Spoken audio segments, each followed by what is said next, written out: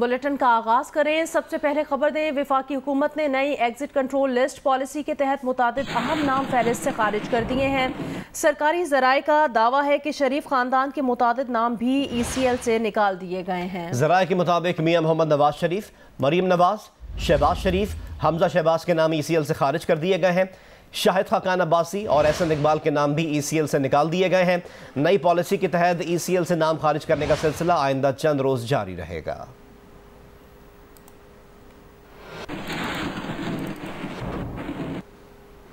मुल्क भर में बिजली की लोड शेडिंग में कोई कमी नहीं आ सकी। कई घंटों बिजली की बंदिश ने पंखे रोक दिए हैं। शदीद गर्मी में सहरो इफ्तार मुश्किल हो गया है। पंजाब के शहरी इलाकों में 8 से 9 घंटे और देही इलाकों में 10 से 12 घंटे बिजली की फराहमी मुअत्तल रहने लगी है।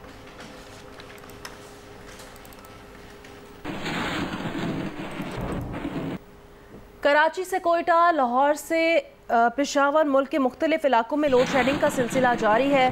कराची में लोड शेडिंग से मुस्तस्ना इलाकों में भी 4 से 6 घंटे बिजली गायब है। आज डिफेंस फेज 1 में बिजली की फराहमी मुअत्तल रही। गडाब सहतानी स्टॉप के इलाके में गुज़िश्ता रोज से बिजली नहीं है। इलाका वकीलों के मुताबिक इलाके में बिजली की तारें गिरी हुई हैं। ट्रांसफार्मर भी धमाके से फट गया। बिजली की अदम फराहमी की वजह से पानी की कमी का सामना भी है। के इलेक्ट्रिक ने कराची में लोड शेडिंग का दौरानिया कम करने का दावा किया है और कहा है कि नेशनल ग्रिड से 1000 मेगावाट बिजली सप्लाई की जा रही है। इजाफी सप्लाई से लोड शेडिंग में कमी आई है।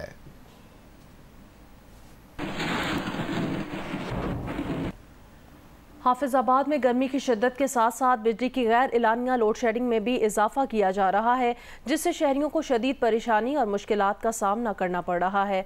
मजीद बताएंगे जियो न्यूज़ के नुमाइंदे सैयद मोहम्मद ज़मीर। जी, हाफिजाबाद में जो गर्मी की शिद्दत में इजाफा हो रहा है, उसी तरह बिजली की गैर एलानिया लोड शेडिंग भी यहाँ पर दिन ब दिन बढ़ती चली जा रही है। इस वक्त शहरी इलाकों में 10 से 12 घंटे, जबकि देहाती इलाकों में 12 से 14 घंटे तक बिजली बंद की जा रही है, जिससे न सिर्फ लोगों के कारोबार पूरी तरह मुतासर हो रहे हैं, बल्कि शहरियों को भी शदीद परेशानी और मुश्किलात का सामना करना पड़ रहा है। दूसरी जानब बिजली की इस बढ़ती गैर एलानिया लोड शेडिंग से यहाँ की पावर लूम इंडस्ट्री बुरी तरह मुतासर हो रही है। मुल्क के दीगर इलाकों की तरह बहावलपुर में भी बिजली की लोड शेडिंग का सिलसिला जारी है। शहरी इलाकों में 4 से 5 घंटे और देही इलाकों में लोड शेडिंग का दौरानिया 8 से 10 घंटों तक पहुंच चुका है। मजीद हमें अपडेट करेंगे अमीन अब्बासी। जी, मुल्क भर की तरह बहावलपुर में भी बिजली की लोड शेडिंग का सिलसिला जारी है। बहावलपुर के शहरी इलाकों में 3 से 4 घंटे की लोड शेडिंग की जा रही है, जबकि देहाती इलाकों में 8 से 10 घंटे की लोड शेडिंग है। सबसे ज़्यादा जो मुतासर शोबा नज़र आता है वो टेलरिंग का है और उससे मुंसलिक अफराद का है। कढ़ाई करने वालों का भी कहना ये है कि 3 से 4 घंटे की बिजली जब बंद होती है तो उनका काम भी बंद हो जाता है। शहरियों का कहना ये है कि अगर मैप्को हुकाम के मुताबिक उनके फीडर ट्रिप कर जाते हैं तो उनको चाहिए कि फौरी तौर पर अपने फीडर जो है वो दुरुस्त करें। नवाब शाह के गुंजान आबाद रिहायशी इलाकों में तिजारती मराकज़ में बिजली की झूलती तारें इंसानी ज़िंदगियों के लिए ख़तरा बनी हुई हैं। मज़ीद बताएंगे मोहम्मद अनवर शेख। जी, नवाबशाह में भी बिजली की बदतरीन लोड शेडिंग जारी है। आवाम का कहना है कि यहाँ पर बिजली की बंदिश का दौरानिया 12 से 16 घंटे हो गया कि यहाँ पर जो दर्जी हैं उनका काम भी बहुत मुतासिर हो रहा है। यहाँ पर जो है 16 घंटे तक लोड शेडिंग हो रही है और लोड शेडिंग का दौरानिया ख़त्म किया जाए, जबकि इन लोगों ने यहाँ पर एहतजाज भी किया है। वज़ीर आज़म शहबाज शरीफ ने लोड शेडिंग फौरी ख़त्म करने के प्लान की तैयारी की हिदायत कर दी है। ज़राए बताते हैं कि वज़ीर आज़म की सरबराही में बिजली लोड शेडिंग के मामले पर इजलास हुआ। वज़ीर आज़म शहबाज शरीफ ने पावर डिवीज़न को हिदायत की कि लोड शेडिंग के खात्मे का प्लान तैयार करके दे। वज़ीर आज़म ने मज़ीद कहा कि पावर डिवीज़न शाहिद खाकान अब्बासी और मुसद्दिक मलिक से मिलकर लोड शेडिंग के खात्मे का प्लान तैयार करे। ज़राए का कहना है कि सेक्रेटरी पावर डिवीज़न ने लोड शेडिंग खत्म करने की प्लान की तैयारी शुरू कर दी है। नेशनल पावर कंट्रोल सेंटर के हुकाम पावर डिवीज़न तलब कर लिए गए हैं। सेंट्रल पावर परचेजिंग एजेंसी और दीगर मुतालिका हुकाम भी पावर डिवीजन तलब कर लिए गए हैं।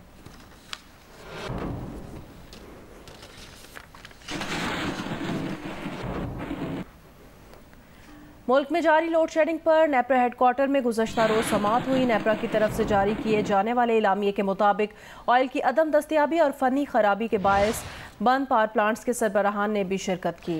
समाअत में CPPA और NPCC के ओहदेदारान शरीक हुए। नेपरा ने ऑयल की अदम दस्तियाबी और फनी खराबी के बायस बंद पावर प्लांट्स पर शदीद तहफ़्फ़ुज़ात का इजहार किया।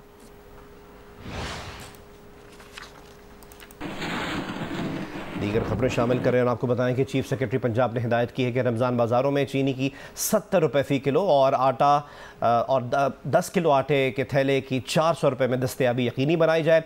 लाहौर के मॉडल रमज़ान बाज़ारों में आज से ये दोनों अशिया इन कीमतों पर दस्तयाब होंगी, जबकि घी पर भी 50 रुपये फ़ी किलो सब्सिडी दी जाएगी। चीफ सेक्रेटरी पंजाब की ज़ेर सदारत इजलास में रमज़ान पैकेज और गंदम खरीदारी के इक़दाम का जायज़ा लिया गया। चीफ सेक्रेटरी ने हिदायत की कि ईद से पहले अशिया की सप्लाई पर कड़ी नज़र रखी जाए और सस्ते रमज़ान बाज़ारों में चीनी 70 रुपये किलो और 10 किलो आटे के थैले की 400 रुपये में दस्तयाबी यकीनी बनाई जाए। दूसरी जानिब तर्जुमान मॉडल रमज़ान बाज़ार का कहना है मॉडल रमज़ान बाज़ार में 24 अप्रैल से चीनी के 70 रुपये फ़ी किलो में दस्तयाबी यकीनी बनाई जाए। 10 किलो आटे का थैला पहले ही 400 रुपये में फ़रोख्त किया जा रहा है, जबकि घी पर भी 50 रुपये फ़ी किलो सब्सिडी दी जाएगी।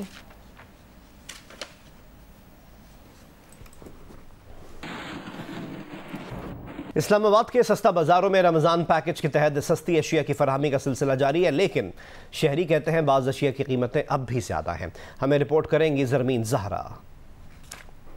रमज़ान पैकेज इस्लामाबाद के शहरियों को रिलीफ तो मिला, लेकिन लीमू, लहसुन और अदरक अब भी आवाम की पहुंच से बाहर हैं। शहरी रमज़ान बाजार के इंतजामात से तो मुतमईन हैं, लेकिन 650 रुपये फ़ी किलो लीमू मिलने का शिकवा भी करते दिखाई देते हैं। लीमू महंगा है, पूरे रमज़ान लिए महंगा ही मिला है। बाजार तो बेहतर है, मार्केट में रेट बहुत ज़्यादा है, प्राइस यहाँ फिक्स रेट है, गवर्नमेंट लगाए और बेहतर मेयारी मिल रहा है। काफ़ी कमी है जी, जैसे 150 रुपया केला मार्केट में 200 रुपया 180 रुपये, उससे बेहतर है। डिप्टी कमिश्नर इस्लामाबाद इरफान नवाज मेमन कहते हैं शहरियों को सरकारी नरखों पर सस्ती अशिया की फरहमी यकीनी बनाने के लिए मजिस्ट्रेट हर वक्त सस्ता बाजार में मौजूद होते हैं। आटे की बात सब्सिडाइज रेट पे 400 रुपये है, चीनी सब्सिडाइज रेट पे अवेलेबल है। यूटिलिटी स्टोर का भी एक हमने यहाँ पे ट्रक मंगाया हुआ है। यूटिलिटी स्टोर की क्योंकि जो कीमतें हैं वो नॉर्मल मार्केट से भी कम होती हैं, तो वो भी लोगों के लिए सहूलत एक यहाँ पे मुहैया की गई है। शहरी कहते हैं महंगाई के जिनको सिर्फ रमज़ान में ही नहीं बल्कि रमज़ान के बाद भी बोतल में बंद रखा जाए। कैमरामैन नासिर मुगल के साथ ज़रमीन ज़हरा, जियो न्यूज़, इस्लामाबाद। रमज़ानुल मुबारक का तीसरा अशरा शुरू हो गया है, मगर नौशहर फ़िरोज़ में ज़िला इंतज़ामिया ने ताहाल किसी भी इलाके में रमज़ान सस्ता बाजार का इनेकाद नहीं किया, जिसकी वजह से लोग सस्ती अशिया ख़रीदने से महरूम हैं। मज़ीद बताएंगे नुमाइंदा जियो न्यूज़ गुलाम मुस्तफ़ा।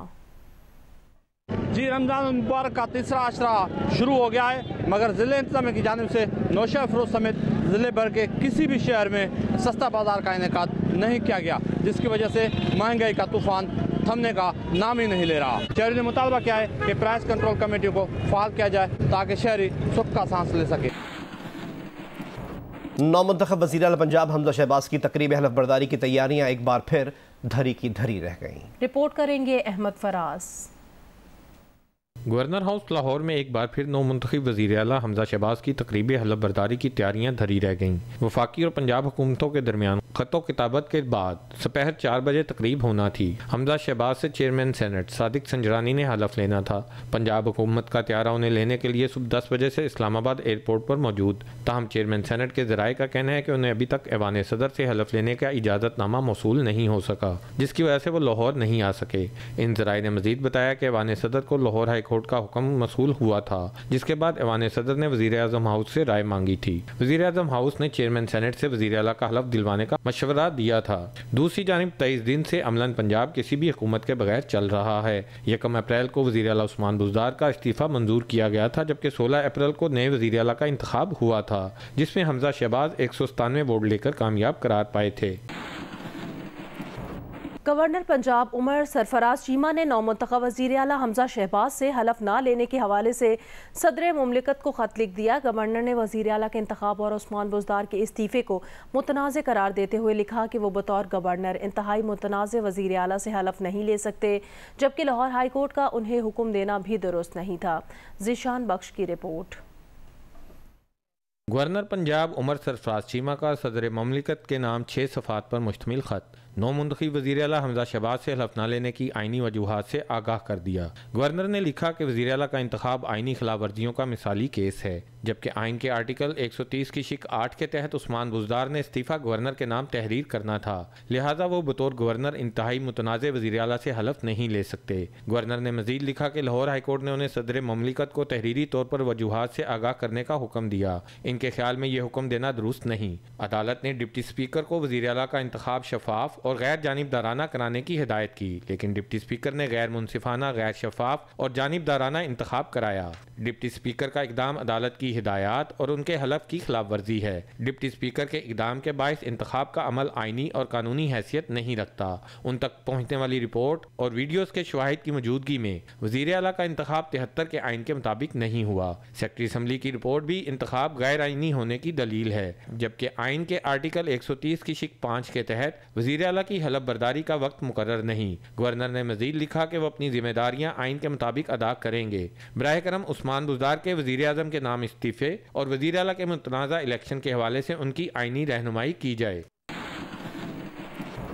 वज़ीर दाखिला राना सनाउल्लाह ने कहा है कि असद मजीद ने कौमी सलामती कमेटी में सबके सामने एतराफ़ किया कि उन्होंने कोई ऐसा लेटर नहीं लिखा, ना ही ये उनके लेटर के अल्फाज हैं। असद मजीद ने कहा कि उनके अल्फाज को तब्दील किया गया। असद मजीद ने कहा ख़त में साजिश और अदम एतमाद का कोई जिक्र नहीं था। ख़त को शाह महमूद कुरैशी ने अपनी निगरानी में तब्दील किया। फैसलाबाद में तकरीब से खिताब में राना सनाउल्लाह ने कहा इमरान खान के मुखालिफिन चोर या डाकू थे जो 4 साल में ये साबित करते ये जो जलसे कर रहा है बवक्त ज़रूरत इसका इलाज मैंने करना है। ये अगर इस्लामाबाद की तरफ आए तो इस्तकबाल मैंने ही करना है। असद मजीद उसने सबके सामने कहा कि जी मैंने कोई ऐसा लेटर नहीं लिखा, मेरे लेटर के ना ये अल्फाज हैं। वो ख़त वज़ारत ख़ारजा में आया, वहाँ पे वज़ीर ख़ारजा साहब ने उसकी पैराफ्रेजिंग कहते हैं उसको, कि आप ख़त को दे के आप फिर ख़ुद अंदाज़ा लगाते हैं कि ये इसमें जो लिखा है इसका ये मतलब हो सकता है, इसका ये मतलब हो सकता है। वो ख़ुद फिर ख़त जो है वो शाह महमूद कुरैशी साहब ने अपनी निगरानी में तैयार करवाया और उसमें सिर्फ एक लफ्ज़ मुदाखलत का डलवाया कि जी ये हमारे मामलात में मुदाखलत है। ये कह सकता है कि मेरे मुखालफीन जो हैं वो चोर हैं, वो डाकू हैं। और भाई अगर वो चोर और डाकू थे तुम 4 साल में साबित करते। ये जो जलसे जुलसे करता फिर रहा है इसको भी मैंने देखना है। अगर ज़रूरत पड़ी तो इसका इलाज भी मैंने ही करना है। अभी सिर्फ ये बुझारते डाल रहा है, अगर इस्लामाबाद की तरफ ये गया तो इसका इस्तकबाल भी मैंने ही करना है। तहरीक इंसाफ के चेयरमैन इमरान खान ने कहा नेशनल सिक्योरिटी कमेटी की मीटिंग से वाज़े हो गया कि वज़ीर आज़म को धमकी दी गई, वाज़े हो गया कि मुदाखलत और साजिश की गई। इमरान खान ने कहा लंदन में बैठकर एक शख्स ने साजिश की और इसके साथ शहबाज शरीफ और जरदारी मिले हुए थे। साबित हो गया कि वो मरासले के बारे में सच कह रहे थे। अब शहबाज शरीफ कम अज़ कम माफ़ी तो मांगे। इमरान खान ने चीफ इलेक्शन कमिश्नर से इस्तीफ़ा देने का मुतालबा कर दिया। कहा चीफ इलेक्शन कमिश्नर जानिबदार है, सारे फैसले हमारे खिलाफ करता है। मुस्लिम लीग नून की नायब सदर मरीम नवाज ने कहा है कि इमरान खान की जानिब से इलेक्शन कमीशन पर हमलावर होने की वजह गैर कानूनी फंडिंग के नाकाबिल तरदीद शवाहिद हैं। कौम ये जान ले कि अमरीकी खात ड्रामे की वजह आरिफ नकवी के खिलाफ मुतवक्किल फैसला है। आरिफ नकवी जिस इल्ज़ाम में पकड़ा गया है इस घपले में इमरान खान भी शरीक है। इमरान खान ने आरिफ नकवी से लाखों डॉलर गैर कानूनी तौर पर लिए हुए हैं। मरियम नवाज ने कहा कि इदारों पर हमले, घेराव, जलाओ का सबक भी जल्द इंतखाबात के लिए दबाव बढ़ाने का हरबा है। कान खोल कर सुन लो, तुम्हारी गुंडागर्दी और धमकियां अब तुम्हारी अपनी ही तबाही का बायस बनेंगी।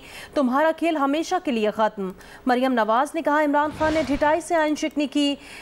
इमरान ने अदलिया के अहकामात कानून का मजाक बनाया, पाँव तले रोंदा। अब इमरान खान फसाद फैलाने की तैयारी कर रहा है। रियासत को इमरान खान से एक फितने की तरह निमटना होगा।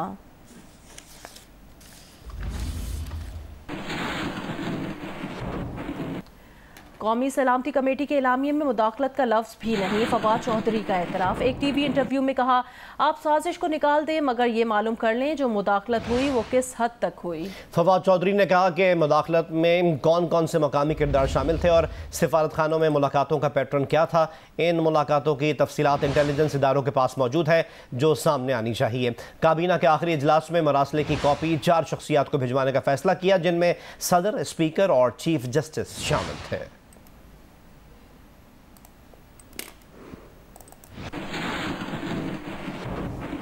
वफाकी वज़ीर इत्तलात मरीम औरंगज़ेब का कहना है कि इमरान खान की असलियत पाकिस्तानी जान चुके।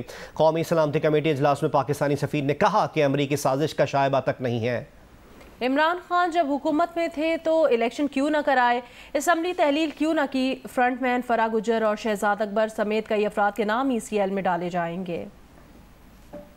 पाकिस्तान की आवाम आपकी असलियत जानती है। 8 मार्च को टेलीग्राम आता है पाकिस्तान, उसके बाद 27 मार्च को तुम्हें याद आता है कि तुम्हें धमकी दी जा रही है और पाकिस्तान के खिलाफ साजिश हो रही है और तुम्हारी हुकूमत के खिलाफ साजिश हो रही है। जिस वक्त MQM और इत्तेहादी आपको छोड़ के चले गए, बाप पार्टी छोड़ के चली गई, मेंगल साहब को छोड़ के चले गए, आपके अपने 21 अरकान आपको छोड़कर चले गए, उस वक्त आपको याद आया कि 27 मार्च को कागज़ लहराओ इस्लामाबाद के जलसे में। और उसके बाद 8 मार्च से 27 मार्च तक जो शख्स आपको धमकी दे रहा था, जो आपके मुताबिक साजिश कर रहा था, जो आपके मुताबिक मदाखलत कर रहा था, 16 मार्च को आपने US की एम्बेसी में उस शख्स को कीनोट स्पीकर बुलाया। आपके जो फॉरेन मिनिस्टर हैं उन्होंने 21 मार्च को जो अंडर सेक्रेटरी हैं उनको पाकिस्तान आने की दावत दी। वो मुल्क जो आपको धमकी दे रहा था, जो मदाखलत कर रहा था। राजनपुर के इलाके पचात की लाखों की आबादी पानी को तरस गई। ज़ेर ज़मीन पानी कड़वा होने के बायस तालाबों से इंसान और जानवर एक साथ अपनी प्यास बुझा रहे हैं। मज़ीद बताएंगे नुमाइंदा जियो न्यूज़ इलियास रजा। जी, मैं राजनपुर के इलाका पचात में मौजूद हूँ, जहाँ का ज़मीनी पानी कड़वा है। तो यहाँ के लोग नहरी पानी को तालाबों की शक्ल में जमा करके ये इंसान पीते हैं और इनके साथ जानवर भी यही पानी पीते हैं। लेकिन अब 2 माह से यहाँ की जो नहरें हैं वो बंद हो चुकी हैं, तो यहाँ पर पानी नहीं है। अब यहाँ पर ये सूरत हाल है तो कि यहाँ का जो 10 रोज़ तक पानी यहाँ पर बाकी रह गया है, तालाब खुश्क होना शुरू हो चुके हैं। यहाँ की जो ज़मीनें हैं पानी की ना होने की वजह से वो ज़मीनें भी बंजर होना शुरू हो चुकी हैं। तो आला हुकाम से इन्होंने अपील किया कि खुदारा ये नहरें तो यहाँ के इलाकों की चलाई जाएँ ताकि ये लोग पानी जैसी नेमत से महरूम ना हो सकें। अंडे देने वाली मुर्गी यानी लेयर फार्मिंग पैदावार के लिहाज से कमालिया पहले नंबर पर है, जहां 5 से 6 मिलियन की तादाद में मुर्गियां मौजूद हैं। लेकिन पिछले 6 माह से यह सनत ज़ुबूहाली का शिकार होती चली आ रही है। वजह क्या है, जानते हैं अमजद सईद से उनकी इस रिपोर्ट में।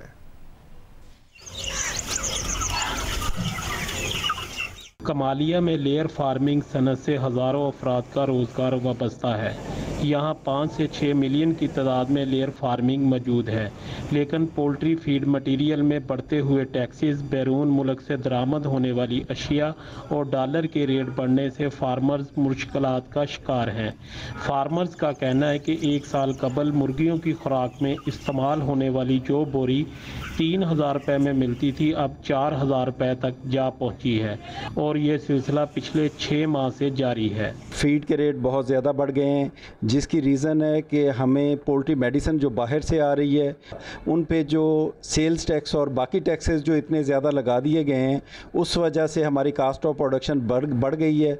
हुकूमत को चाहिए कि फीड मटीरियल और मेडिसिन इसकी तैयारी पे पाकिस्तान में काम किया जाए। पोल्ट्री से वाबस्ता लेयर फार्मर्स ने हुकूमत से मुतालबा किया है कि पोल्ट्री इंडस्ट्री के लिए खसूसी रिलीफ पैकेज का ऐलान किया जाए ताकि ये मुल्की मईशत में अपना किरदार अदा कर सके और हज़ारों लोगों का रोज़गार वाबस्ता रह सके। अमजद सईद, जियो न्यूज़, कमालिया। खेल के मैदान से खबर दें, दौरा यूरोप पर मौजूद पाकिस्तान हॉकी टीम ने नीदरलैंड्स में पहला भरपूर ट्रेनिंग सेशन किया। 3 घंटे पर मुश्तमिल सेशन में हॉकी की मुख्तलिफ ड्रिल्स की गईं। पाकिस्तान हॉकी टीम ने दौरा यूरोप पर अपना पहला प्रैक्टिस सेशन किया। पहले खिलाड़ियों ने फिजिकल ट्रेनिंग की, फिर मुख्तलिफ ड्रिल्स के जरिए हॉलैंड के खिलाफ मैचेस की तैयारी की। गोलकीपर्स ने भी भरपूर ट्रेनिंग की। खिलाड़ी आज भी प्रैक्टिस करेंगे। पाकिस्तान और हॉलैंड के दरमियान पहला मैच 26 अप्रैल को खेला जाएगा। इस्लामाबाद में खेला गया Ramzan night inter club basketball tournament. SAG club ने जीत लिया। फाइनल में यूनाइटेड किंग्स को शिकस्त का सामना करना पड़ा। इस्लामाबाद में खेले जाने वाले टूर्नामेंट का फाइनल यूनाइटेड किंग और SAG टीमों के दरमियान खेला गया। 4 क्वार्टर पर मुश्तमिल फाइनल में SAG ने 27 के मुकाबले में 40 पॉइंट से कामयाबी हासिल करके टाइटल अपने नाम किया। फातेह टीम की जानिब से जुनैद 14 पॉइंट्स के साथ टॉप स्कोरर रहे। खबर दें आपको, मकबूजा कश्मीर में भारतीय वज़ीर आज़म मोदी के दौरे के मौके पर आज मुकम्मल हड़ताल होगी। कश्मीर मीडिया सर्विस के मुताबिक हड़ताल की कॉल कुल जमाती हुर्रियत कॉन्फ्रेंस ने दी है। हुर्रियत कॉन्फ्रेंस ने जारी बयान में कहा कि कश्मीरी मकबूजा वादी पर भारत के गैर कानूनी कब्जे को मुस्तरद करते हैं। मोदी के दौरे मकबूजा कश्मीर के मौके पर भारतीय जराइम के खिलाफ एहतजाजी मुजाहरे होंगे। मोदी के दौरे मकबूजा कश्मीर से कबल वादी में बड़ी तादाद में भारतीय फौजी तैनात किए गए हैं। नकलो हरकत पर नजर रखने के लिए CCTV कैमरों का इस्तेमाल जारी है, जबकि ऊंची इमारतों पर माहिर निशानाबाज भी तैनात कर दिए गए हैं। पाकिस्तान ने मकबूजा कश्मीर में 3 कश्मीरी नौजवानों के कत्ल की मजम्मत की है। तर्जुमान दफ्तर खारजा का कहना है ज़िला बारामूला में 2 दिन में मज़ीद 3 कश्मीरी नौजवान की शहादत हुई है। अगस्त 2019 से अब तक 580 से ज़ायद कश्मीरी शहीद किए गए हैं। कश्मीरियों का मावराए अदालत कत्ल हिंदुत्व के मुस्लिम कुश अज़ाइम का आगाज़ है।